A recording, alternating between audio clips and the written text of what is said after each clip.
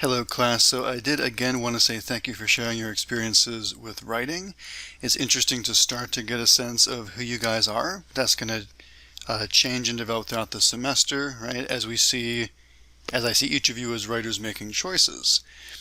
When you're a writer, you're going to make choices about your subject matter, about your arguments that you make, and about your general approach.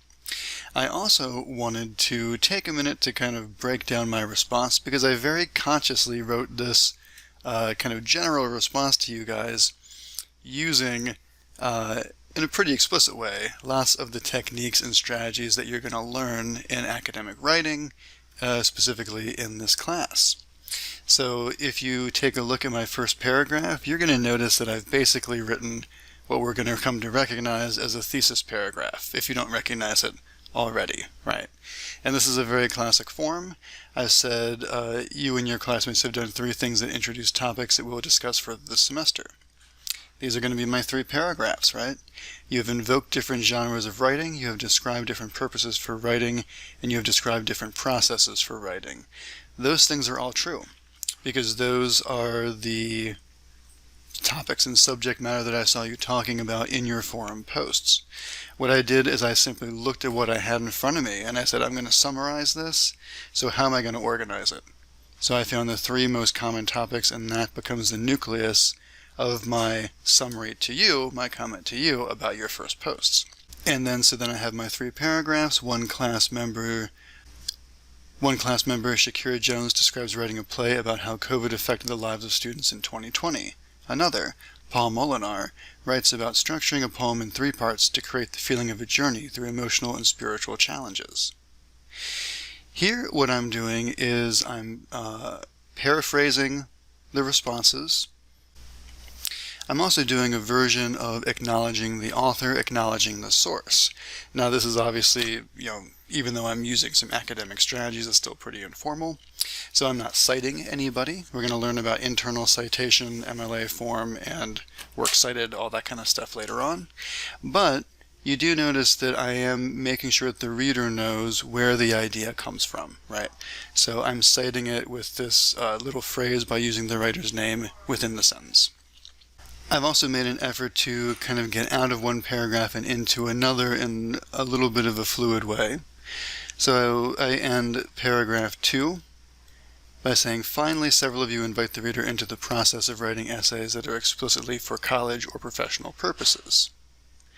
Then I kind of grab on to that word purposes. So my next paragraph begins, professional or academic ends are not the only goal of writing. So there I'm trying to do a transition from one paragraph to another where I'm taking an idea and metamorphosing it or changing it a little bit the next time.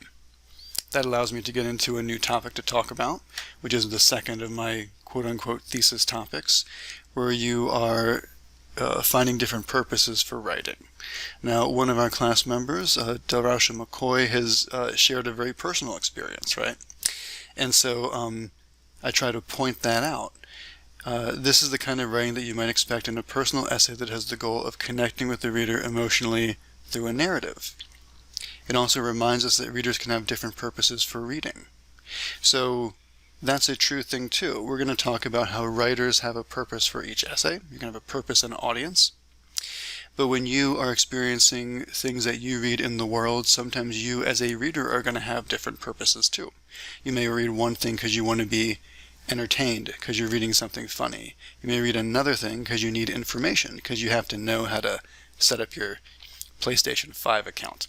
So you have different purposes yourself as a reader, and you're going to have to think about your audience's desires and purposes when you are the writer.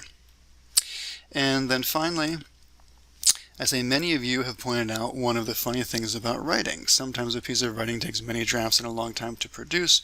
Sometimes a piece of writing seems to come easy.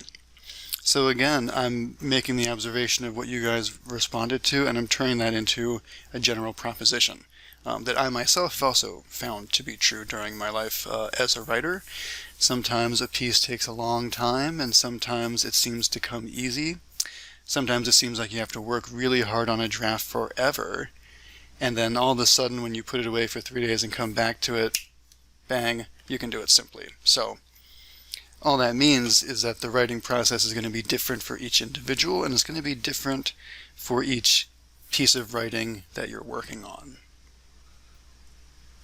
And then finally, if you notice, I have done some of these strategies that you're going to learn about how to do in a conclusion.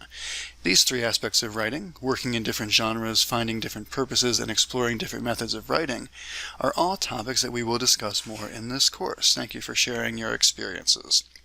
If you notice there, I've basically just rephrased my introduction paragraph, my thesis paragraph. I've reminded the reader of the 3 points that I was talking about, and I've just said to you, we're going to learn more about this later, right?